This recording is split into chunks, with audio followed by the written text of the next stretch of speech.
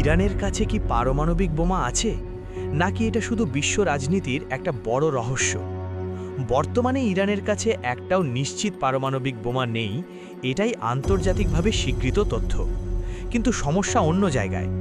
International atomic energy agency বা IAEA বলছে, Iran এমন পর্যায়ে ইউরেনিয়াম সমৃদ্ধ করছে যা চাইলে অল্প সময়ের মধ্যেই পারমাণবিক অস্ত্র বানাতে ব্যবহার করা যেতে পারে।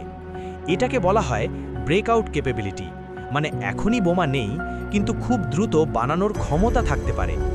অন্যদিকে ইরান বলছে, আমাদের প্রোগ্রাম পুরোপুরি শান্তিপূর্ণ, আমরা শুধু বিদ্যুৎ উৎপাদনের জন্য কাজ করছি। কিন্তু পশ্চিমা দেশগুলো এই দাবিতে পুরোপুরি বিশ্বাস করে না। বিশ্বে যেখানে ইউনাইটেড স্টেটস এবং রাশিয়ার কাছে হাজার হাজার পারমাণবিক অস্ত্র আছে, সেখানে ইরান এখনও অস্ত্রহীন কিন্তু সম্ভাবনাময়। তাহলে প্রশ্নটা থেকে যায়, ইরান কি ভবিষ্যতে পারমাণবিক শক্তিধর দেশ হয়ে উঠবে, নাকি এটা শুধুই আন্তর্জাতিক চাপ আর রাজনীতির খেলা? আপনার মতামত কমেন্টে জানান।